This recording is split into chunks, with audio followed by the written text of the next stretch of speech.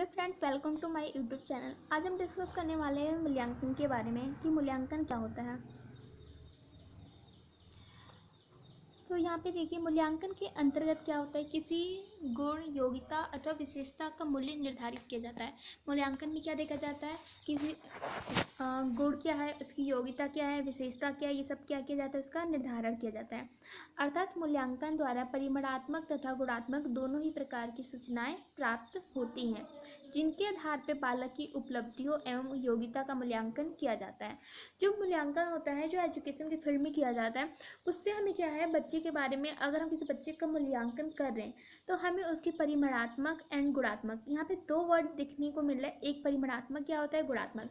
अर्थात जो परिमाण, मतलब हम बच्चे को मूल्यांकन के आधार पर हम उसे मार्क्स दे सकते हैं। ये जो वर्ड है परिमाणात्मक, परिमाण मीन्स होता है क्वांटिटी, हम उसे मार्क्स दे सकते हैं। अगर हम किसी बच्चे का टेस्ट वगैरह ले रहे हैं तो हम उसको क्या, उसके मतलब मूल्यांकन किस बेसिस पर कर रहे हैं, मार्क्स के बेसिस पे कर रहे हैं।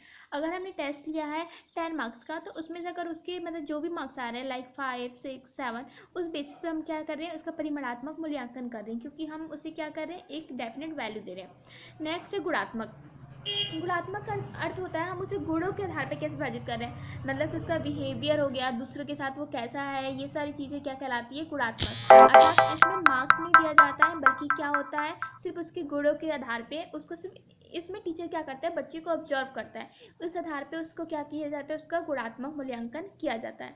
तो मूल्यांकन के अंदर क्या आता है, उसको हम परिमाण मतलब मार्क्स के आधार पे हम उसको कैटेगराइज कर सकते हैं, एंड उसकी क्वालिटी जो है उसके आधार पे भी कैटेगराइज कर सकते हैं, जिनके आधार पे बालक की उपलब्धियों एवं योग्यता का क्या किया जाता है, मूल्यांकन किया जाता है।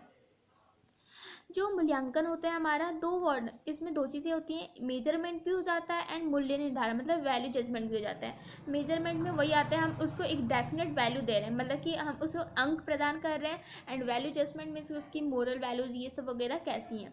तो मूल्यांकन मापन प्लस मूल्य निर्धारण दोनों के योग से बना हुआ है। बालक को दी जाने वाली शिक्षा के कुछ उद्देश्य होते हैं। ये उद्देश्य जितने स्पष्ट होते हैं, शिक्षक को शिक्षा प्राप्त कराने में उतने ही अधिक सफलता मिलती है। मूल्यांकन से हमारा तात्पर्य ये पता लगाना है कि कोई वस्तु मात्रा में कितनी अधिक या कितनी कम है, अथवा कितनी विस्तृत या संक्षिप्त है। सबसे पहले एक क्वेश्चन अराइज होता है कि मूल्यांकन किया क्यों जाता है। एक्चुअल में जो मूल्यांकन होता है वो बच्चों के, वो जो विद्यार्थी है या बालक है उसके लिए तो होता ही है। इसके साथ जो मूल्यांकन होता है टीचर के लिए भी होता है। जो टीचर होता है वो पहले जो बच्चों को पढ़ाने से पहले उसके लिए उद्देश्य बनाता है। तो मूल्यांकन के बाद वो ये पता लगा सकता है कि उसने जो उद्देश्य बनाए थे वो उद्देश्य की पूर्ति कितनी मतलब की हुई है, अर्थात वो उद्देश्यों की प्राप्ति कितनी हुई है, वो इस बात का पता किससे लगा सकता है, सिर्फ और सिर्फ मूल्यांकन से। तो शिक्षण उद्देश्य की प्राप्ति किस सीमा तक हुई है, इसका फर्स्ट पॉइंट मतलब मूल्यांकन का मेन जो वो उद्देश्य है। उद्देश्य स्पष्ट करने की विधि प्रविधि कितने प्रभावी रही।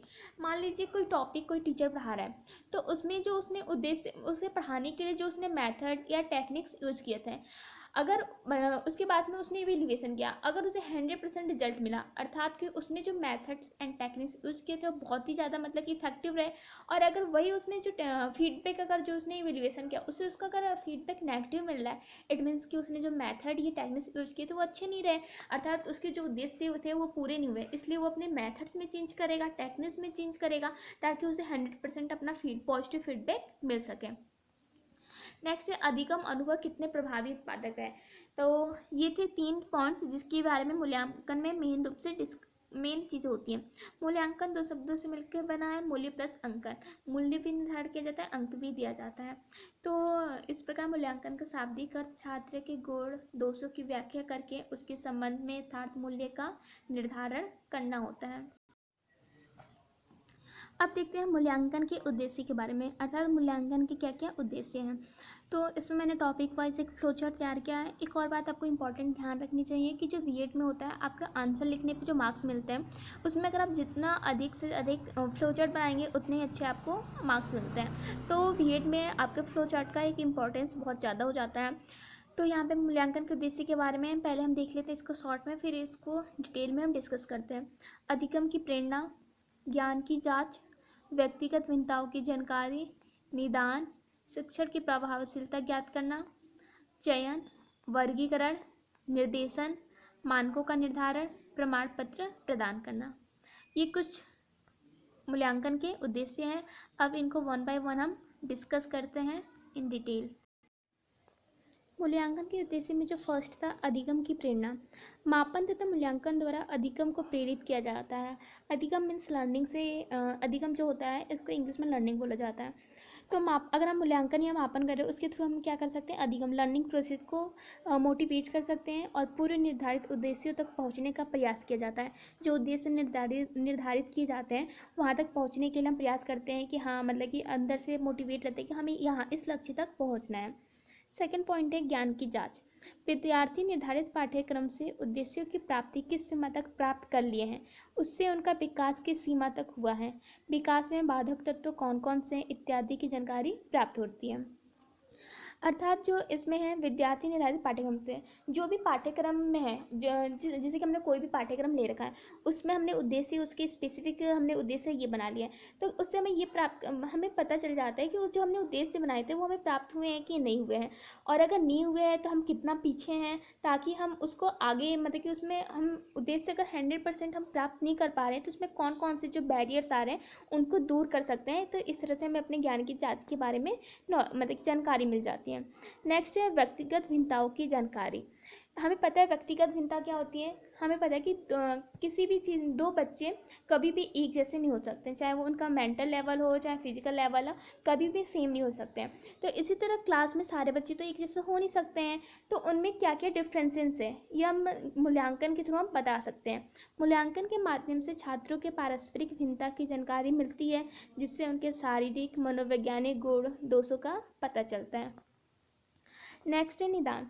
अब हमने अगर मूल्यांकन कर लिया है, हमें पता चल गया कि हाँ, हमने मूल्यांकन जो किया है इसमें ये कमी, मतलब कि बच्चों के बारे में नॉलेज मिल गई कि इसको ये इसमें प्रॉब्लम है, इसको इससे प्रॉब्लम है, तो हम इसे मूल्यांकन करके यही नहीं करेंगे कि चलो छोड़ो हो गया। अब उस पर हमें वर्क करना है और हमें जो रिजल्ट है अपना 100% लाना है। जैसे किसी बच्चे के मार्क्स देखते हैं, अगर उसमें अच्छे मार्क्स नहीं आ रहे हैं तो ये नहीं करेंगे कि अरे उसके अच्छे मार्क्स नहीं आए, हमें खुद के टेक्निक्स में या फिर मेथड्स में चेंज करके हमें ये ट्राई करना चाहिए कि बच्चे को उस चीज़ में फुल, मतलब कि मार्क्स आ सके।